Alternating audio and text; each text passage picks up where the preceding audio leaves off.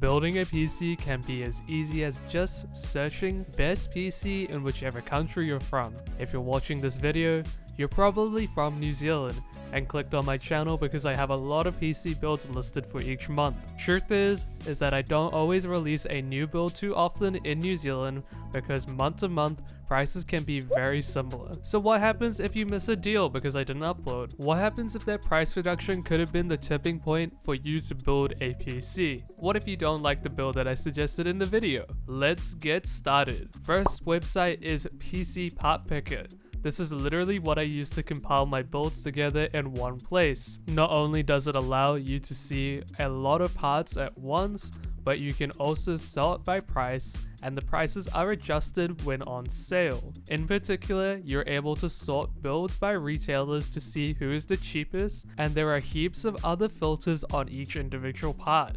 You can even add custom parts in from other websites if you wish to as well. It makes it a whole lot easier to compile everything together you want into one place. I would say it's probably the most powerful tool you can use when building a PC, but there are a few other websites that you can use to help yourself compile all of this together. Second website is Pricespy New Zealand. To make this work effectively, you want to make a Pricespy account, and then on each part that you like, make a price alert that sends a notification to your email when the prices fall. This is the easiest way to find deals quickly and get them before other people do. This one ties in nicely to PCPartpicker, as not only can you search for any of the PC parts you like, you can search up for monitors or even other components that are not listed on PCPartpicker and just add them in as a custom part. I use this one a lot and it helps so much when saving money when making a computer. Third website is Cheapies.nz. I love choice cheapies. There are so many deals that people do not take advantage of. This is probably the best forum in New Zealand to save yourself some money. A lot of people like to post often on here, and there are very active members of this community.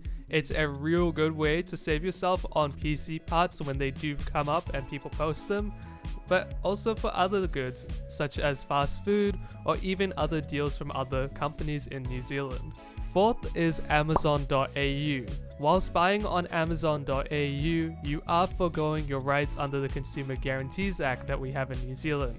However, at the same time, there are a lot of products that are significantly cheaper than buying in New Zealand. I made a video outlining which are the best parts to buy from Amazon or Amazon.au that probably mitigate most of your risk when it comes to buying parts from overseas. Just do keep in mind it is a little bit more difficult to return parts if they go bad or if they arrive dead. For saving money, this can be very effective and a really good way to buy. Also, finding a lot of products on Amazon that are not stocked in New Zealand is a major advantage. Fifth website is TradeMe.co.nz. Now this depends on your understanding on pricing for items. Stalking prices on the parts you want is a really important skill to have when it comes to second-hand deal hunting.